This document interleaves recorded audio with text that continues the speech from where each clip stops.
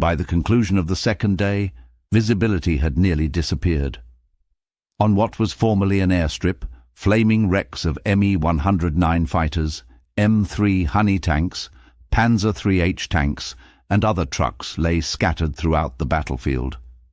There was even less vision since the dust from the crushed desert floor lingered in the air.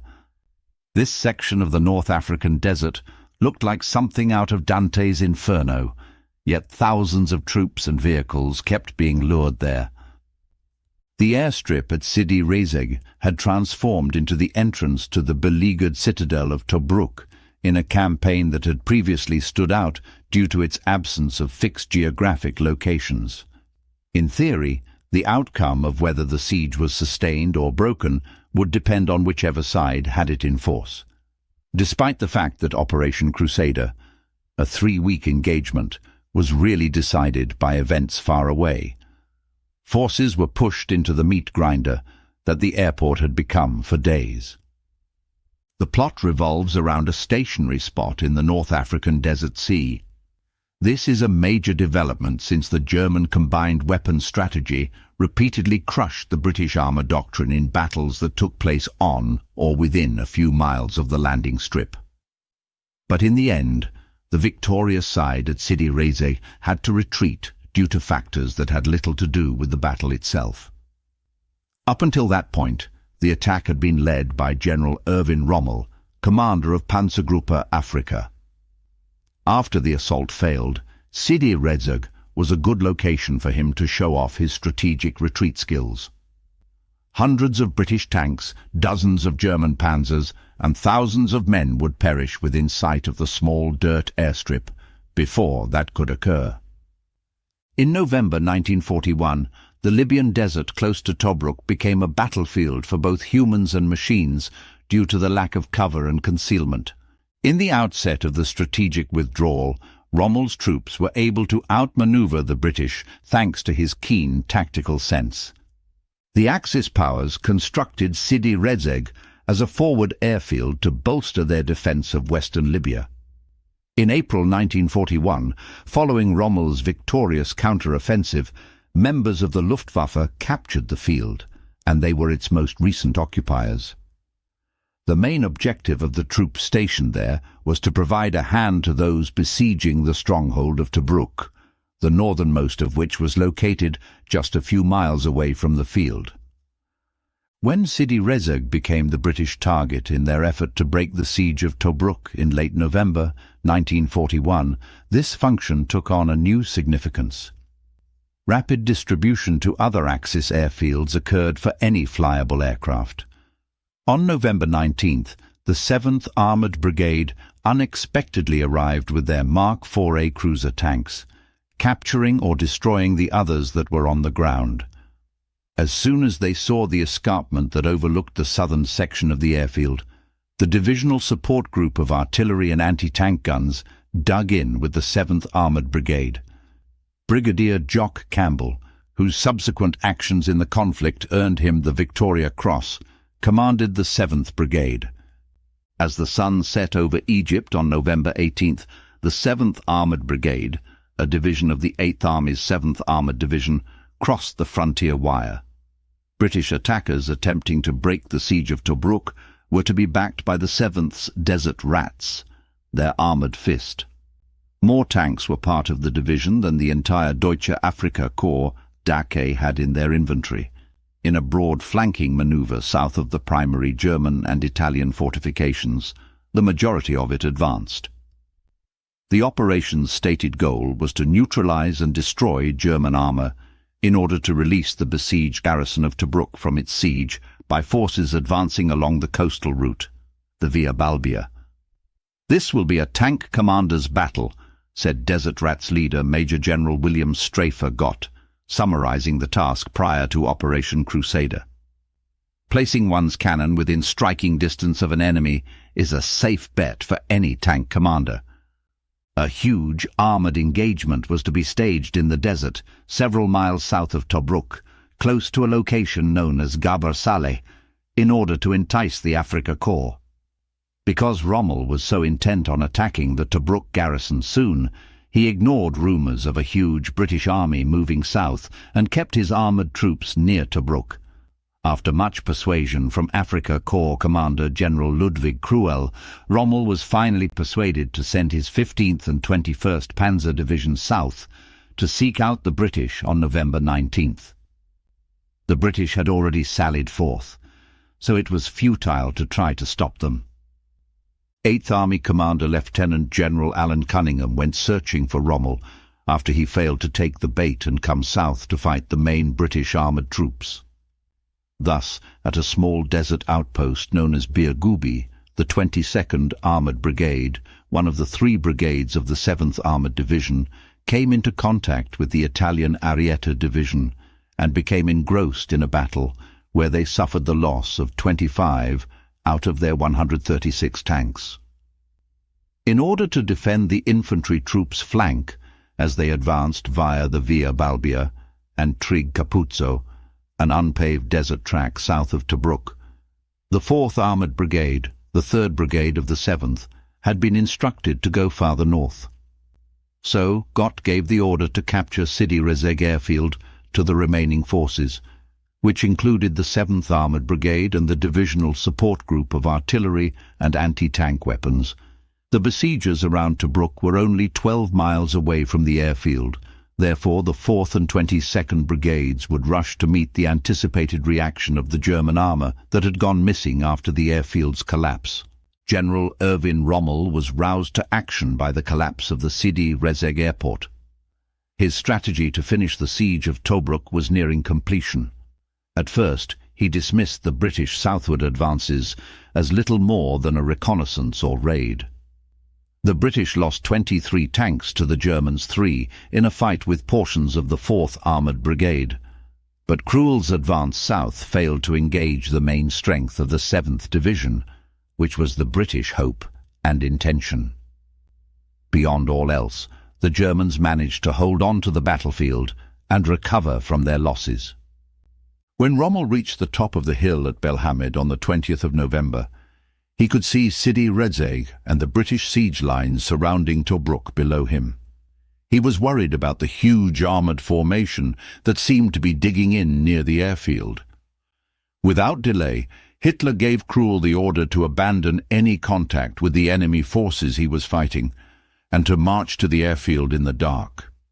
On the morning of November 21st, the Afrika Division, which would later be renamed the 90th Light, found itself unexpectedly compressed on both sides as it attempted to hold the line between the 70th British Division attacking from Tobruk and the 7th Armoured Brigade and support group pressing up from the airfield. This development came at the last possible moment. As a means of reducing the attacking force's speed, Rommel gave the order for his artillery atop Belhamid Hill to fire on the airfield. To further hold the line between the Tobruk defenders and the attackers approaching from Sidi Rezegh, he personally took command of an anti-tank screen. Between the airfield and the Tobruk defenders there was a battery of 88mm dual-purpose guns that one British armoured regiment, the 6th Royal Tank, tried to charge, but it was destroyed. Dust clouds in the south indicated the approach of the Afrika Corps armoured divisions, just as the other 2 regiments were getting ready for a fresh assault. Brigade Commander Brigadier GMO Davey made a crucial mistake by deploying only a portion of the 7th Armoured Brigade's surviving armoured units against the oncoming German tanks as they turned to meet them. The last regiment of the brigade was ordered to maintain position on the airfield as a reserve, while one regiment of Crusaders tried to fend off 2 divisions of Panzer 3 and 4 tanks. By taking this kind of action, Davey exacerbated the mistake made by 8th Army Command and further fragmented the British armoured forces.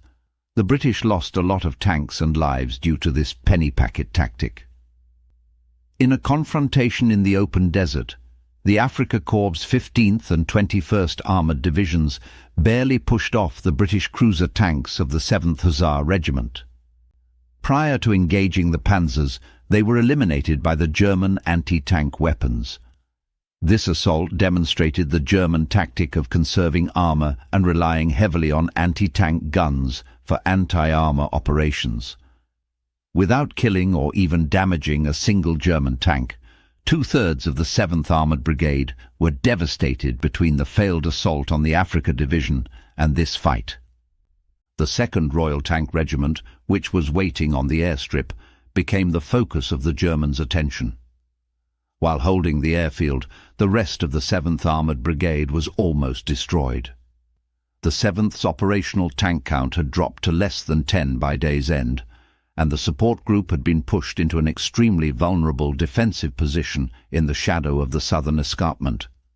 Surprisingly, the tanks of the 7th Brigade could have repelled the German advance by taking a defensive position with their anti-tank weapons. Instead, Sidi Rezegh's first casualties were the 7th's hundreds of tanks. As the support group dug in against the German armor drive that afternoon, Brigadier Jock Campbell, the group's commander, hurried over the field in an attempt to motivate his soldiers to wait for reinforcements.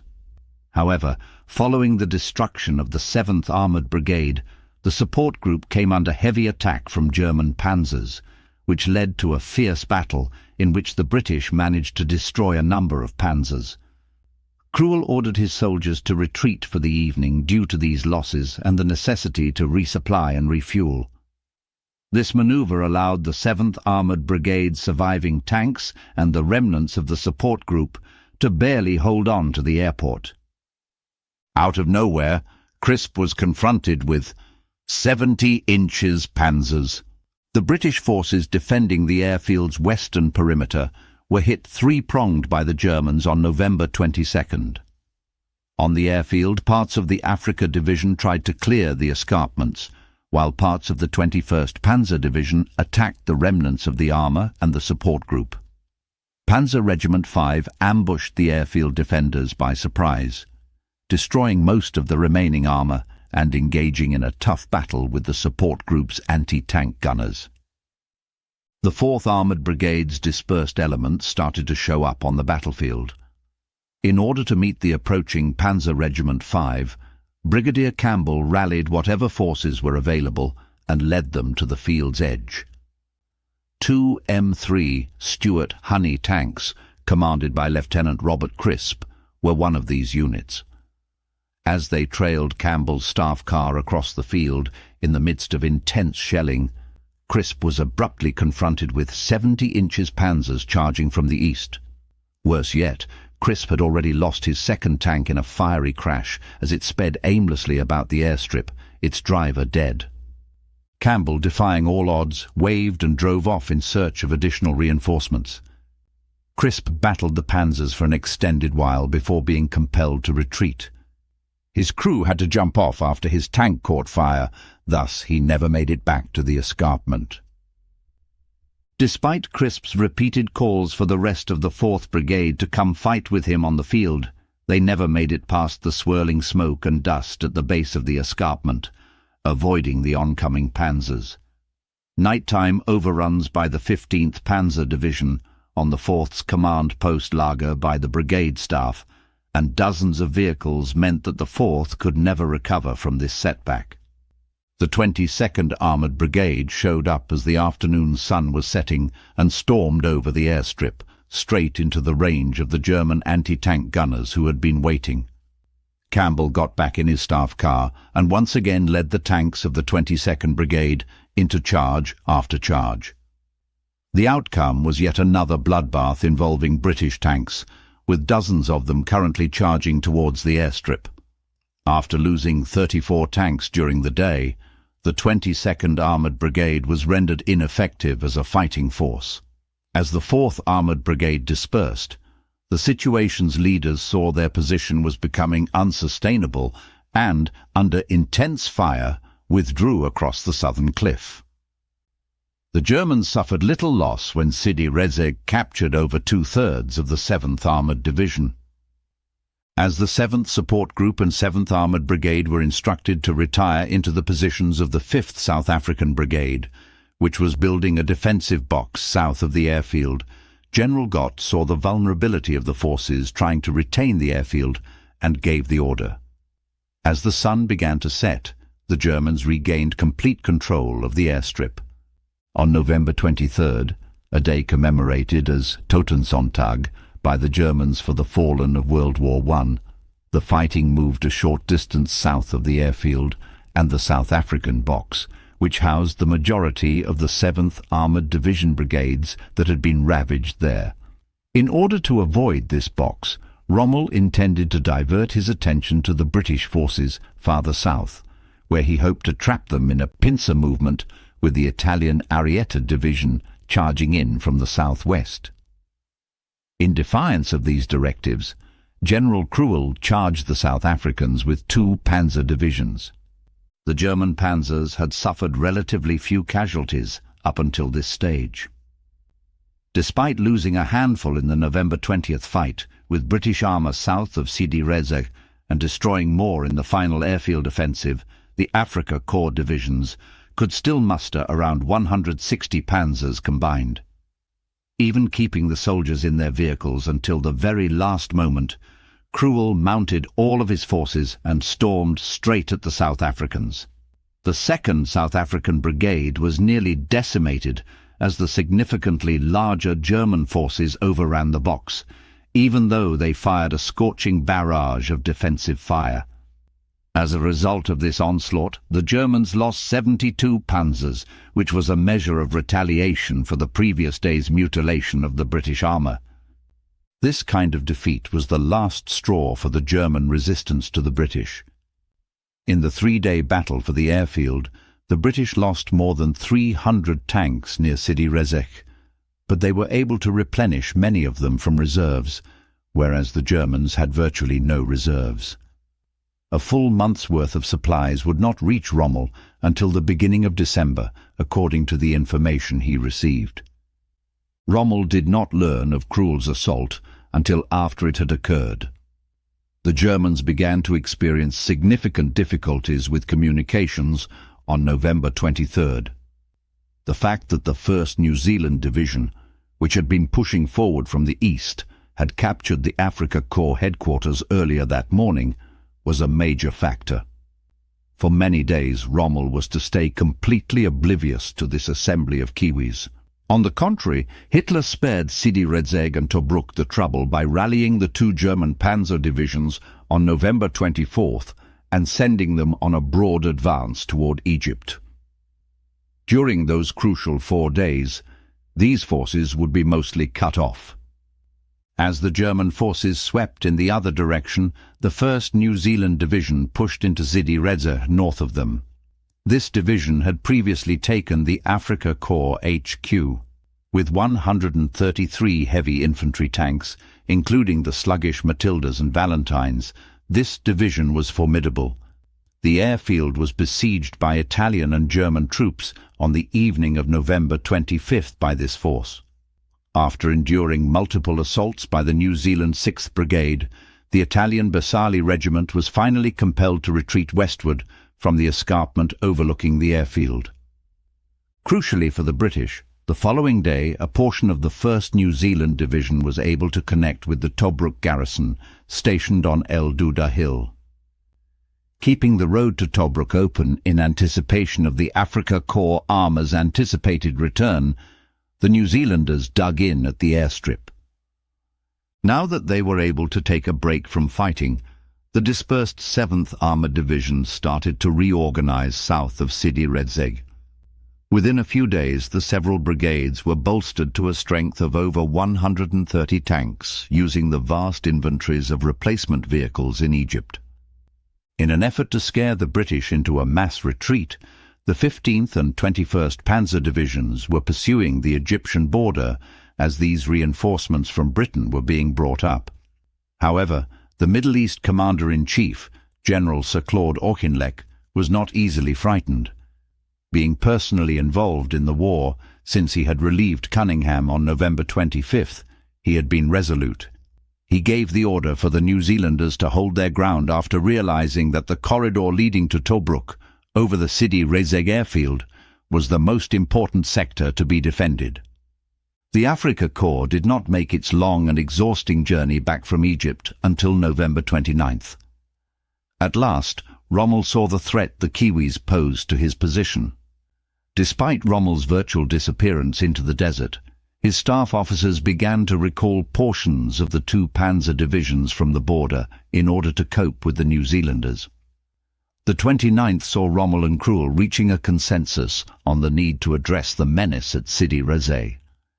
Compared to the previous week's attack, the German forces that launched that day's assault were significantly weaker. By the end of the four-day pursuit across the Egyptian border, the 21st Panzer Division had lost 9 tanks, while the 15th had lost 31 Panzer III and 4 tanks and 12 light Panzer II tanks.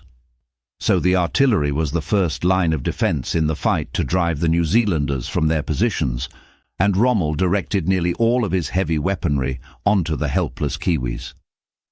The advance of the panzer divisions to disperse the remaining forces was delayed until later. Rommel had ordered the assault on the 7th Armoured Division a little over a week earlier from Bellamont Hill. On December 1st, infantry battalions of the 15th Panzer Division had driven the New Zealanders from that position. Tobruk was once again surrounded. The superior British armoured forces of the 7th Armoured Division and the rest of the South African Division were unable to rescue the New Zealanders because of poor command cooperation. Rommel's armoured strength being drastically reduced, this group of British and South African soldiers persisted in presenting a danger. The gasoline situation for Rommel was getting worse, and that was the most essential thing. The assault on the Kiwis would turn out to be the decisive phase of the conflict involving the damaged airfield at Sidi Rezegh. The Germans prevailed over overwhelming odds. Once again, during a defensive engagement, the British Army's armour and infantry units were not coordinated. The last time they captured the airstrip, the Germans were exhausted. The Afrika Korps managed to destroy hundreds of British tanks, but they had lost most of their own panzers. The Italians notified Rommel on December 4th that the losses would not be compensated for at least another month, if not longer, due to the difficulty in transporting supplies across the Mediterranean. When the dust settled, the British had amassed a tank force of several hundred, while Rommel's numbers numbered in the 50s. The scarcity of fuel and ammunition to sustain his remaining men was much more pressing. The Germans were finally compelled to leave the airport south of Tobruk, where they had triumphed in every significant tank combat for the preceding 3 weeks due to this attrition. Rommel gave the order to pull out of the siege and evacuate all forces east of Tobruk. 6 months later, the Desert Fox returned and succeeded in taking Tobruk. However, he lost it again after the fight of attrition with Montgomery at El Alamein, which occurred less than a year after the Crusader engagements in late fall 1941. When paired with the Gazala battles that occurred in the same area 6 months later, the fighting near Sidi Rezegh proves that the Germans were tactically unrivaled in armoured combat and combined weaponry. The Allies didn't really get this until the French battles nearly 3 years later. For more secret stories of cunning, endurance and iron resolve, subscribe to The Shadows and the Past.